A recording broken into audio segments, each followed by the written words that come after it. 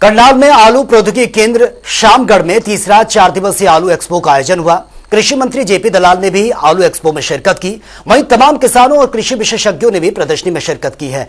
प्रदर्शनी में आए किसानों और कृषि विशेषज्ञों ने कहा है कि नई किस्मों के इस्तेमाल से किसानों को बहुत ज्यादा लाभ भी होगा। ये रिपोर्ट आप देखिए।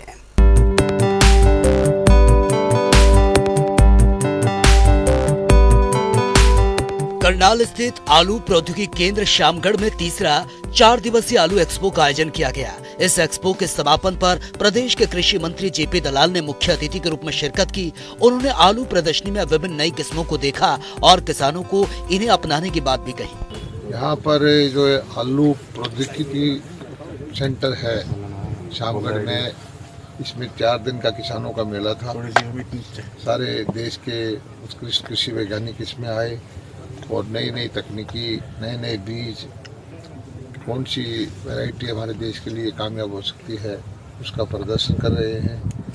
और अंतर्राष्ट्रीय वैज्ञानिक भी हमारे साथ हैं। और इसे हरियाणा का एक उत्कृष्ट केंद्र है जिसके अंदर बीज का अलग अलग वैरायटी करके रिलीज करते हैं। किसानों को इससे बड़ा फ़ायदा हो रहा है।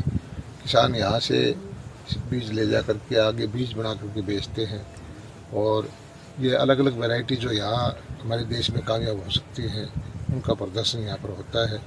ये हमारा जो बाग है हॉर्टिकल्चर का, उसका एक केंद्र है और किसानों की आमदनी बढ़ाने के लिए जो जो नई नई चीज़ करनी होती है, फसलों का विविधीकरण करना होता है, इस केंद्र के माध्यम से भी ये काम होता है। यहाँ ऐसे बीज हैं जो 70 दिन के अंदर भी तैयार हो जाते हैं आलू, तो उससे किसान तीसरी फसल के रूप में भी अपनी बिजाई कर सकता है। मीडिया से बातचीत करते हुए कृषि मंत्री ने कहा कि किसानों की आमदनी बढ़ाने के लिए इस केंद्र में आलू की उन्नत किस्में तैयार की जाती हैं। कुछ ऐसी किस्में जो 70 दिन में तैयार हो जाती है। उन्होंने कहा कि पहले हरियाणा में आलू बीज बाहर से लाना पड़ता था, लेकिन अब इस केंद्र के माध्यम से बड़ी मात्रा में किसानों तक बीज ये पहुँचा पाते हैं। आने वाले समय में किसान भी इन बीजों का उत्पादन कर सकेंगे। पहले तो हमारे यहाँ बीज होता ही नहीं था। अब ये हमारा केंद्र हमने बनाया है। इस केंद्र के द्वारा किसानों को प्रोत्साहन दिया है कि आप बीज का उत्पादन करें और अब जो है काफ़ी मात्रा में ये हम किसानों तक बीज पहुंचा पाते हैं।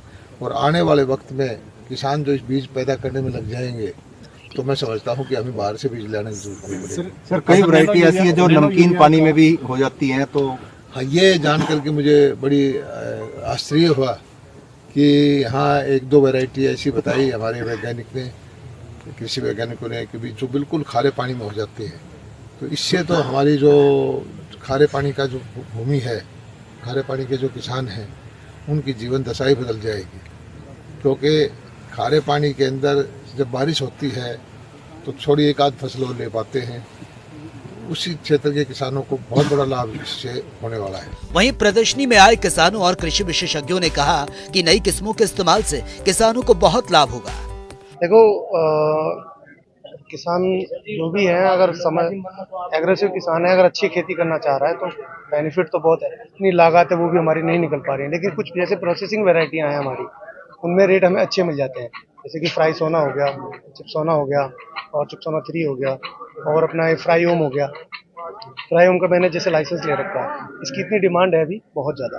अगर ये किसान भाई अगर प्रोसेसिंग थोड़ा टेबल पोटैटो को छोड़ के प्रोसेसिंग वैरायटी पे अगर ध्यान देता है तो उसमें काफ़ी अच्छा बेनिफिट किसान को हो सकता है। आलू की खेती में कितना बेनिफिट? आलू की खेती में बेनिफिट तो बहुत है अगर किसान समझ से करना चाहे। मेरा मानना सिर्फ यही है, ज़्यादा हाइब्रिड वैरायटियों की तरफ ना चले और एक प्रोसेसिंग वैरायटियों की तरफ ज़्यादा ध्यान दें। क्योंकि जो ज़्यादा उत्पादन वैरायटी के पीछे भगता है किसान, तो उसमें पैदा तो ले लेता है लेकिन उसकी मार्केट वैल्यू उसको मिल नहीं पाती है। इस चक्कर में किसान थोड़ा सा पीछे चला जाता है। आलू प्रौद्योगिकी केंद्र द्वारा आलू की कुछ ऐसी किस्में तैयार की गई जो खारे पानी में भी पैदा हो जाती हैं। इससे खारे पानी वाले क्षेत्रों में भी किसानों को बड़ा लाभ होगा। सर मैं आलू की खेती लगभग 5 साल से अपना आलू की खेती कर रहा हूँ।